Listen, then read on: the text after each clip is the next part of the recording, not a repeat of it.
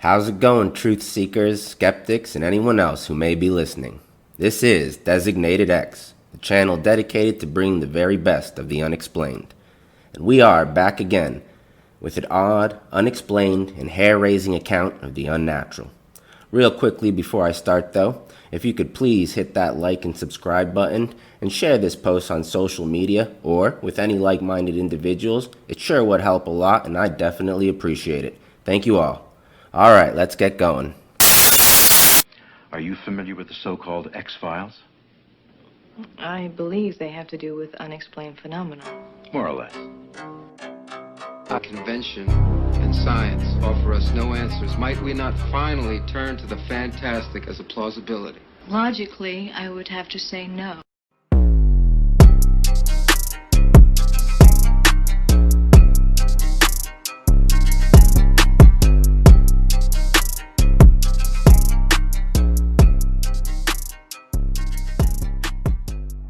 Chapter 9, Florida. Zombies, cannibals, and curiosities. Florida is known for terrifying creatures that stalk the streets and swamps of this southern state, and that's just the locals, such as Jonathan the Impaler, Sharky of Tampa.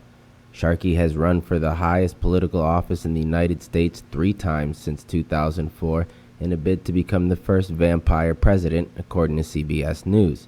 He claims he's a direct descendant of Vlad the Impaler. He's also been accused of brainwashing teenage girls and intimidating a judge. Just another happy, carefree story from the Sunshine State. Even without the politicians, Florida is a scary place filled with alligators, hybrid man-eating pythons, escaped kangaroos, and herpes-infected monkeys. Yes, herpes-infected monkeys. But that's nothing compared to the skunk ape, Miaka skunk ape. An odd sort of Bigfoot, the skunk ape is said to resemble an orangutan more than the gorilla-like Sasquatch reported around North America. The skunk ape, named for the foul scent that accompanies it, like a wet dog and a skunk mixed together, according to Smithsonian Magazine, was seen often in Florida swampland throughout the 1960s and 1970s, and although sightings have declined since then, some of the most interesting encounters have been during the past 20 years. In 2000, an unnamed woman sent the Sarasota County Sheriff's Department photographs of what she thought was an orangutan in her backyard. The beast had appeared on 3 consecutive nights at her house near the Miaka River, eating apples from her back porch. It smelled awful. In 2013, Floridian Mike Falconer took a 1-minute 55-second video on his iPhone in the Miaka River State Park of a creature he claims to have been the skunk ape. The video of distant black hairy creature is available on YouTube. Although Florida wildlife officials deny the existence of the skunk ape, the sightings continue. Lake Clinch Monster. Lake Clinch in Polk County has a long history of a monster in its depths. In the 1928 book, A History of Polk County, M.F. Harrington documents tales of a huge creature in the lake. The Indians many years ago insisted there was an immense serpent in the lake, Hetherington wrote. In 1907, residents of Frostproof declared they had seen the monster and that it must be 30 feet long. Although called a serpent, the descriptions of the monster, with a humped back, long neck, and flippers, sound more like a plesiosaur. The Polk County newspaper, The Ledger, refers to a passage in the book My Pioneer Days in Florida, written in 1876 through 1898 by Emily Bell, that claimed the beast was green and black and yellowish mingled colors that was at least 30 feet long. Muck Monster. Want a Muck Monster t-shirt?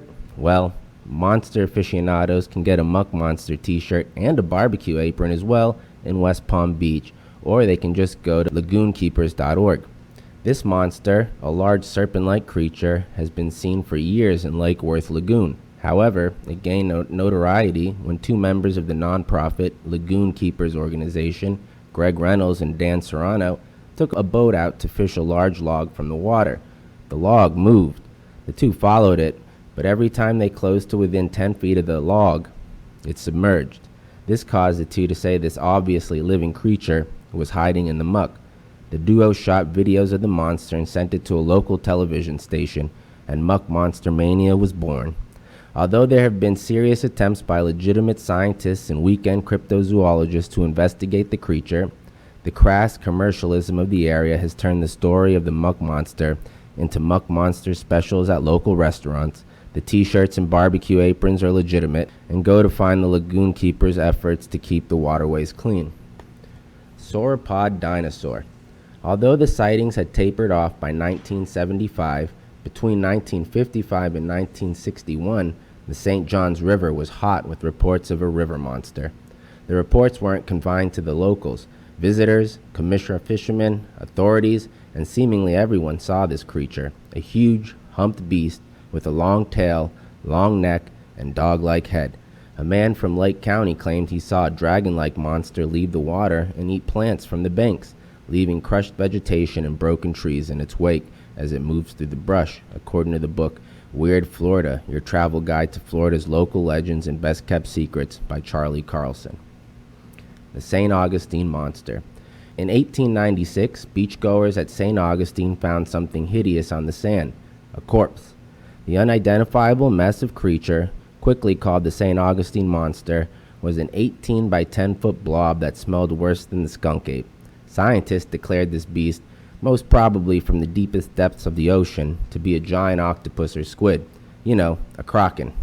This is the first verified occurrence of a globster, or an unidentified organic mass that washes up on the seashore, according to the Smithsonian Institution archives.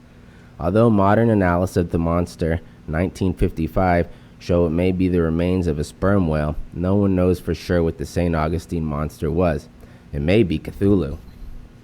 And there you have it, guys. I'm just fascinated by all kinds of cryptids, and like I said in my previous video, I'm a Florida boy myself, so it just seemed like a great place to start.